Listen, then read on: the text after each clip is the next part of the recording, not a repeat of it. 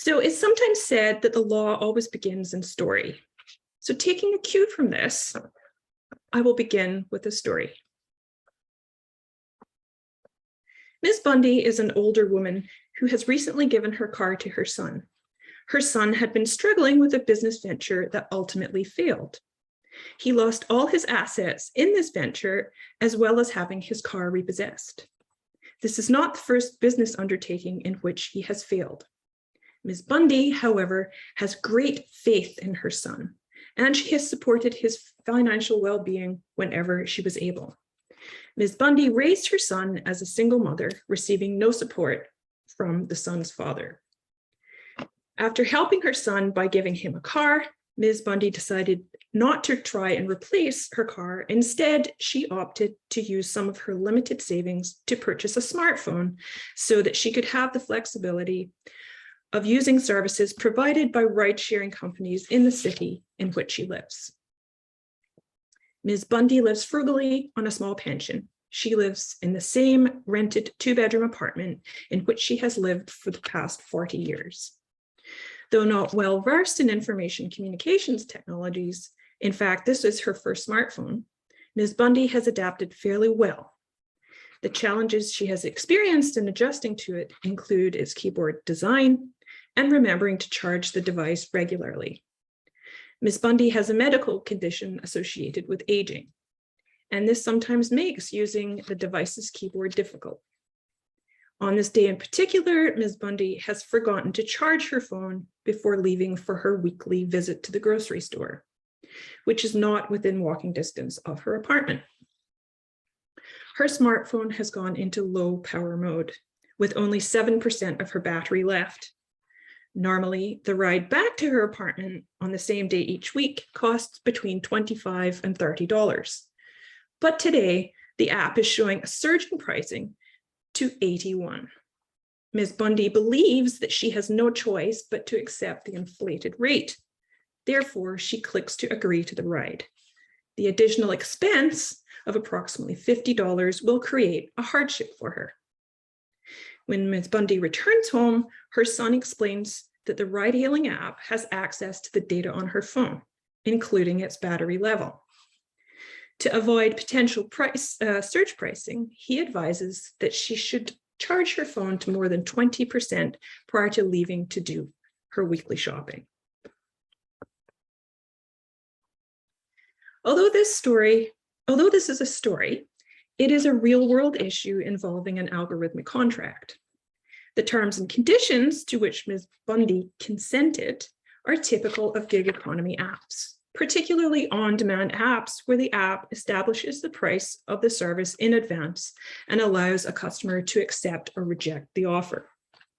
Uber is a good example of this type of app.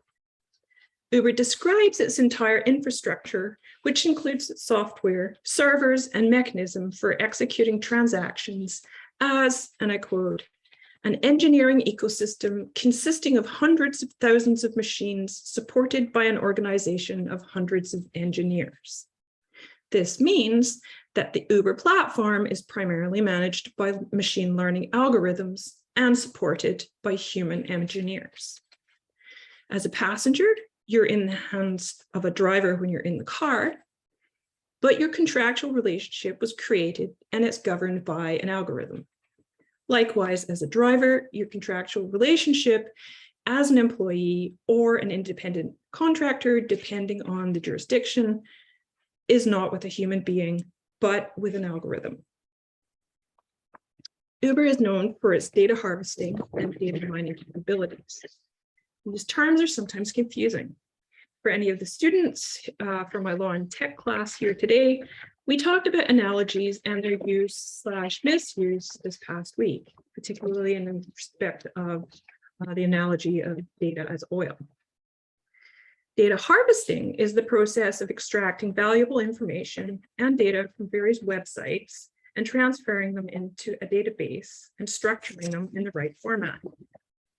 Data mining is the method for discovering fact-based patterns that are generated from a large data set. It tends to involve more disciplines like machine learning, statistics, and so forth. The famous Cambridge Analytica scandal is a good example of harmful applications of data mining. But back to Uber. It collects massive amounts of data from its drivers and from its passengers. The data is stored and used to predict supply and demand, which determines the price of fares. Processed data is also used to determine patterns that drivers and passengers generate, which aids in various aspects of business planning strategies such as advertising and marketing. Further, Uber is known for surge pricing. In theory, adjusting for supply and demand makes economic sense. But when an algorithm is responsible for surge pricing, the results are incomprehensible. Take, for instance, what happened with Uber's dynamic pricing algorithm during the 2017 London Bridge attack. To recount the incident briefly, in June 2017, a van drove into pedestrians walking on the sidewalk of the bridge. It then continued on and crashed into a nearby pub where the individuals in the van exited the vehicle with knives taped to their wrists and fake bombs strapped to their bodies. They ran through a market area that they were in, randomly attacking those who came into their path. 8 people were killed and 48 were injured before the perpetrators were stopped. As this crisis unfolded, people were trying to leave the area as quickly as they could.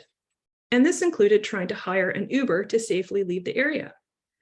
Uber's dynamic pricing algorithm caused the rates to jump more than 200% during the first 45 minutes of this crisis. Why? Well, often the decisions made by an algorithm are not explainable, like the case of Ms. Bundy.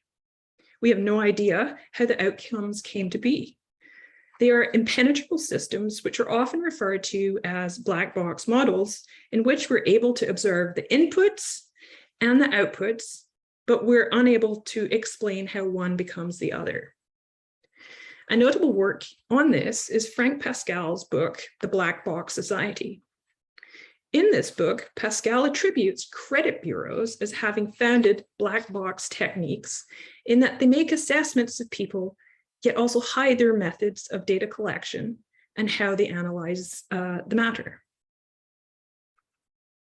The idea of consenting to terms and conditions decided by an algorithm in a contract should make us stop and think. In one sense, we've grown accustomed to clicking to agree as part of the everyday. We have become reliant on contract law in regulating the digital environment. Agreeing to terms and conditions to visit websites, for instance, and consenting to the fine print in more sophisticated purchases has become routine. We find this acceptable because those terms and conditions, had we the time to read them, are generally not unexpected. But in another sense, when an algorithm becomes an actor in the contractual process, selecting standard terms or clients for a company, or in the case of Ms. Bundy, putting surge pricing into effect, likely due to limited battery power, we become wary. What are the implications of an algorithm filling in for human expertise in the contracting process? To help answer what these implications are, I'd like to draw on the work of US legal academic Lauren Henry Scholes. She coined the term algorithmic contract in 2017. These contracts feature terms that were determined by an algorithm rather than a person. But to better understand the nature of an algorithmic contract, it's helpful to first address the question of what is a contract. So a little bit of review. The essence of a contract is the exercise of will by 2 parties resulting in a bargain. This is the traditional understanding of bargained agreement, and it's a creature of the 19th century.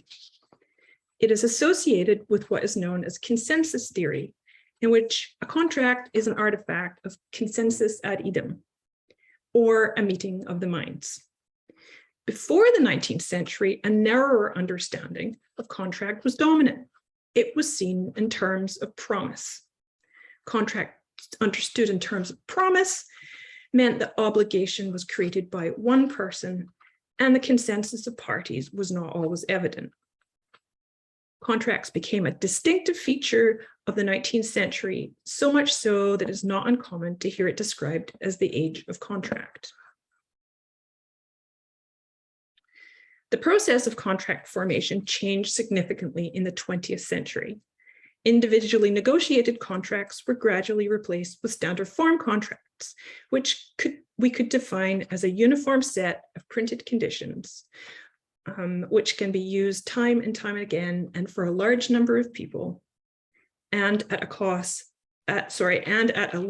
less cost than an individually negotiated contract. This change from individually negotiated contracts with mutual bargaining to a form with stock language, or what's often referred to as boilerplate, complemented standardization processes, which had become essential to the new economic order during the Industrial Revolution. Standard form contracts allowed manufacturers to enter into agreements more quickly than spending time negotiating singular ones, and they could be used repeatedly. So the change in contract form was directly related to its function in the transformed society that was dominated by industry and machine manufacturing. Standard form contracts evolved in a controversial way. They were viewed as tools of unlimited usefulness and pliability, and to be economically efficient. But they were also deemed unruly. And they may also be viewed as distorting the word agreement. We could say they were controversial. But by the end of the 20th century, they were also pervasive, accounting for more than 99% of all contracts employed in both the commercial and consumer transactions. These somewhat irreconcilable points of view associated with standard form contracts further diverged as they migrated from paper to electronic during the 1990s. The nexus of this pivot was the principle of technological neutrality. This meant any practices formed through technological means were recognized as functionally equivalent to their paper-based counterparts. The legal requirement of a signature, for instance, was replaced and satisfied by an electronic signature. But this functional equivalence to paper was never quite accurate, since electronic documents are hard to evaluate on the basis of their size, which is not always apparent since all electronic documents look similar. Reading fine print on a smartphone is another instance whereby standard form contracts are becoming more complex, since the fine print has become even more inconspicuous, displayed in minuscule fonts and sometimes containing embedded terms and conditions. Electronic contracting makes it much easier for businesses to include burdensome terms for users. In fact, empirical research done in a study by authors Ober and Older-Hirsch in 2020 demonstrates that clicking "I agree" to be the biggest lie of the information age. These scholars revealed that in a study of privacy policy and terms of service policy reading behavior, that 98% of participants missed a gotcha clause, providing a firstborn child as payment for social networking access. While this is a slightly whimsical example, it does demonstrate how terms of service have become the epitome of too long didn't read documents. The use of increasingly sophisticated AI further complicates this controversy over standard form contracting. It also creates unfairness, as the fictional case of Ms. Bundy described. And this unfairness is not unique to Ms. Bundy. It's unfairness across society. Ultimately, the use of increasingly sophisticated AI in the contracting processes indicates a transformation in standard form contracting. While some scholars have identified increasingly digitally mediated contracts as pseudo-contracts or monster or super contracts, Scholes provides more particularity with the term algorithmic contracts. Scholes tells us that algorithmic contracts share some features with standard form contracts, such as the use of stock language. The main difference between a standard form contract and an algorithmic contract is that an algorithm replaces a human being in the decision-making process. Effectively, algorithms are at the root of just about everything in the digital world. The term algorithm may be defined as a set of step-by-step instructions that are simple, such as your mom's favorite brownie recipe, or they may be far more complex, like those used in designing drugs to destroy cancer cells and tumors. Many algorithms employ machine learning, which is a branch of AI that involves the use of data and algorithms that imitate the learning process, improving accuracy of outcomes gradually. A subset of machine learning used is known as deep learning, where artificial neural networks, that's to say algorithms inspired by the human brain, learn or become sensitive to progressively more abstract patterns. These neural nets can problem solve more quickly and at less cost than it would take human beings to do. But the disadvantage is they're opaque. Or, as we discussed already, they result in a black box effect. Since the system cannot be deconstructed, it creates an information imbalance. Algorithmic contracts are formed by an algorithm and legally enforceable. They determine the obligations of the parties in a contractual relationship. They are distinct from smart contracts, which could be better described as persistent script. But algorithmic contracts are related to standard form contracts. We could view them, in fact, as a more technologized form of contract than the standard form contract. In specifying the term algorithmic contract, Scholes confirms for us that we are once again facing a changed form of contract. This time, however, the change follows the algorithmic turn in society. What do I mean by algorithmic turn? Well, as we've discussed, AI relies on algorithms to compute and interpret data. Algorithms displace human decision makers. They steer autonomous vehicles, they handle financial transactions, they aggregate diagnostic data in healthcare, they identify faces and crowds. This increased reliance on algorithms effects a philosophical turn in society. One way of envisioning this turn in society is to think about what cyberspace, for want of a better word, actually looks like. Prior to the internet, here, the physical world was made up of a layer of people and things atop geography. It was fairly simple.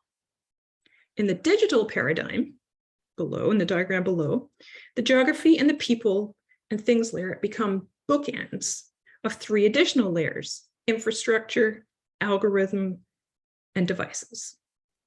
It's not just more intricate in terms of numbers of layers, but also in that the algorithmic layer is becoming a mediator through which power is enacted.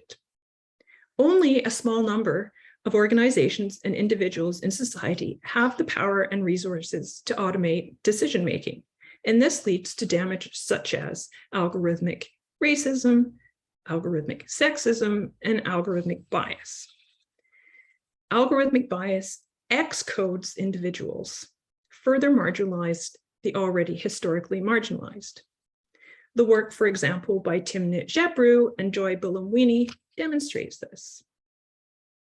In fact, law itself, and this includes contract law, may be seen as creating inequality. You can read about this in the recent work of Katrina Pistor in the Code of Capital. Algorithmic decision-making in law then may result in a form of meta-marginalization. With this image of cyberspace over here in mind, we can see that a contract formed by an algorithm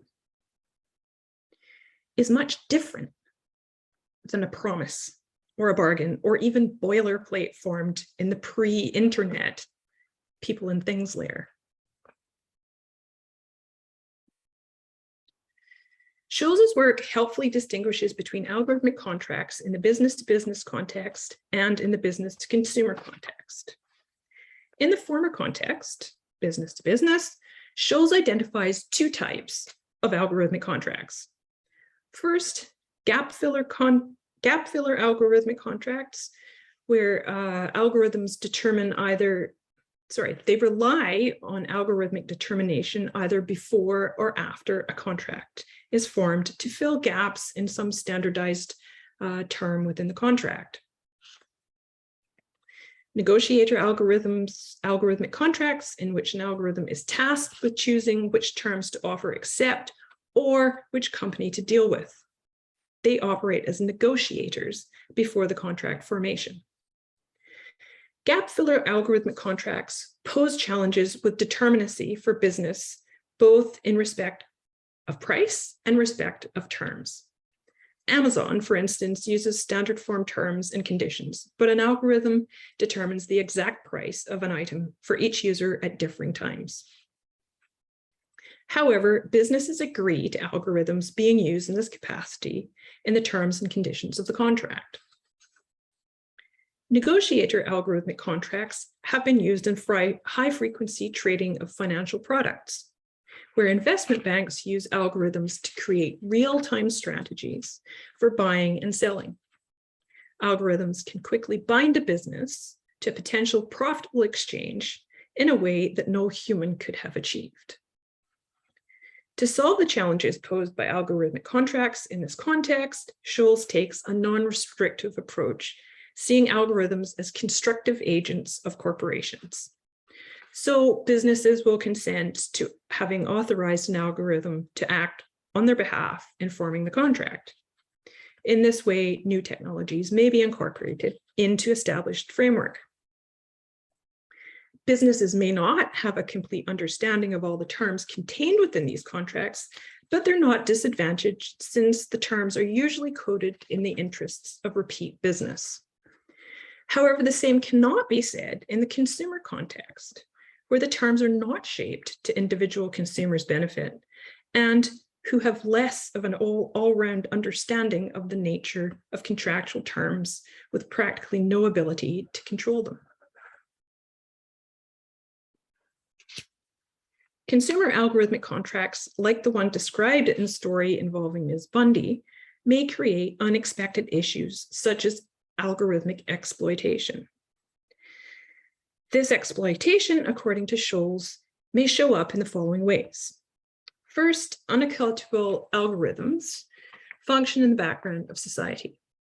These determine access to resources and exert a form of social control by corporate or government actors.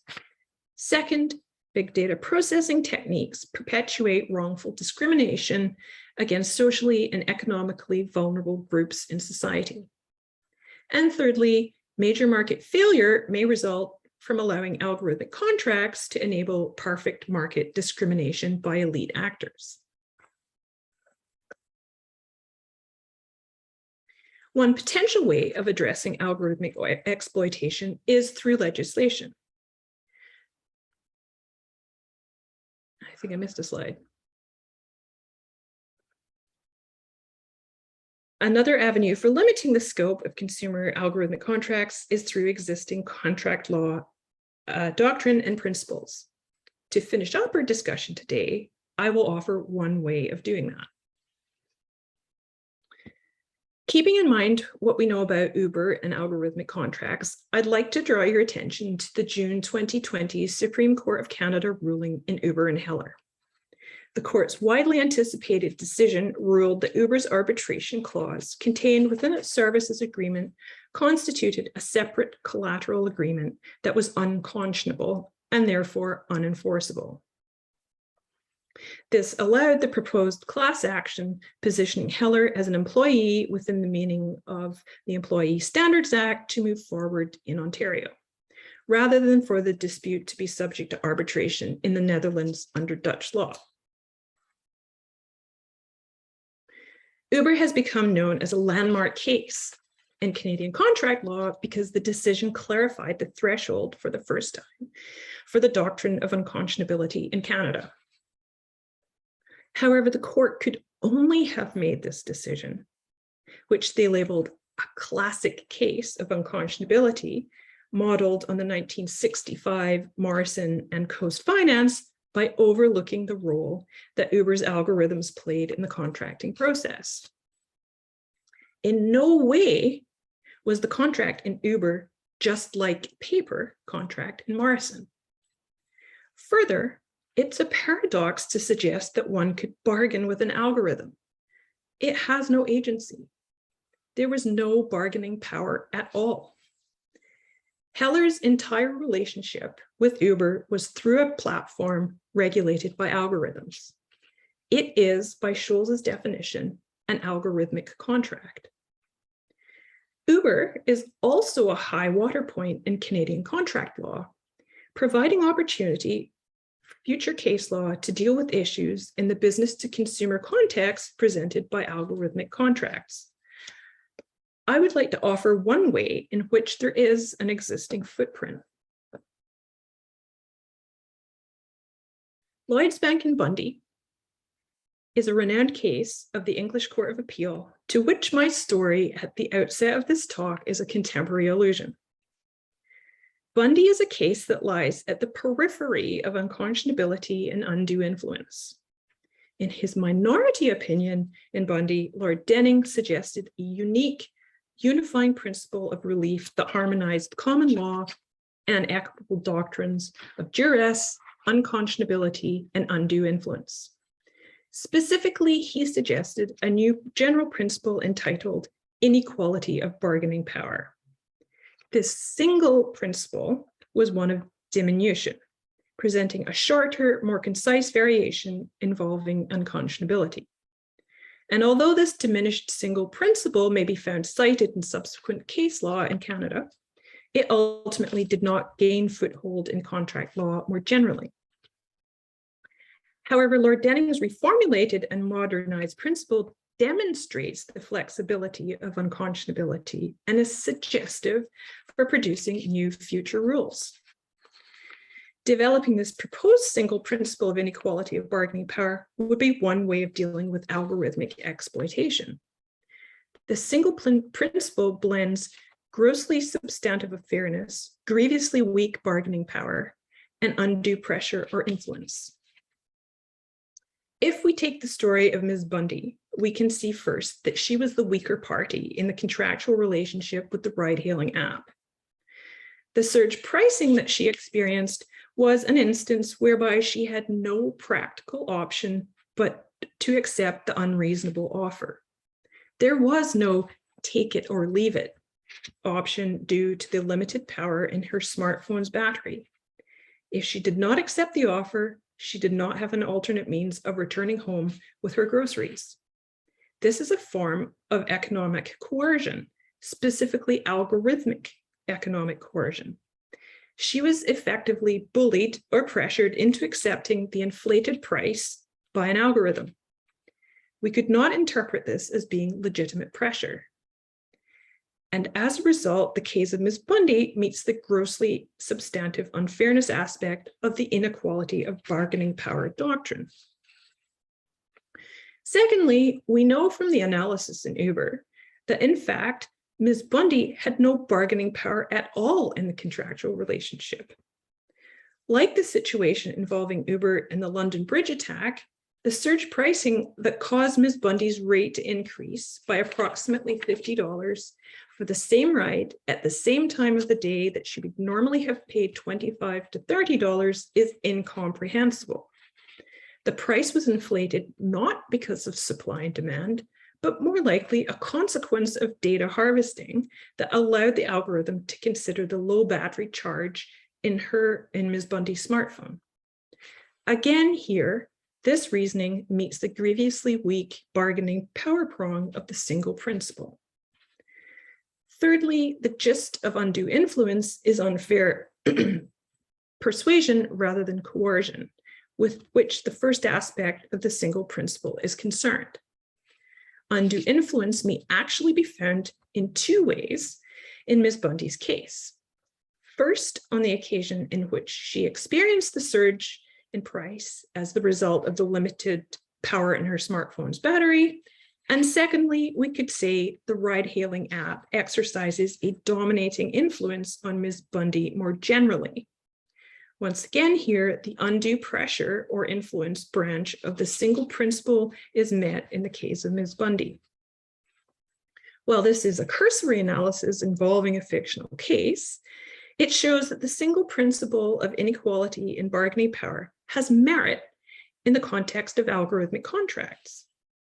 Recognizing algorithmic contracts post-Uber and Heller would provide the opportunity to once again revisit and further develop the single principle to rescind a contract that harmonizes duress, unconscionability, and undue influence. Reviving the single principle in the context of algorithmic contracts does not presume we abandon the traditional categories of duress, unconscionability, and undue influence for non-algorithmic contracts. It simply holds the possibility of retrofitting the single principle of unfair bargaining, a touchstone for algorithmic contracts. Moreover, retrofitting the inequality of bargaining doctrine in the law of contracts may have ripple effects for modifying legal doctrine in other areas grappling with AI technologies. It all begins by acknowledging the emerging form of the algorithmic contract. And if you'd like to read more, or a more in-depth analysis of the algorithmic contract, please see the upcoming publication of AI in Society by York professor Crystal L. Moore, specifically chapter 10.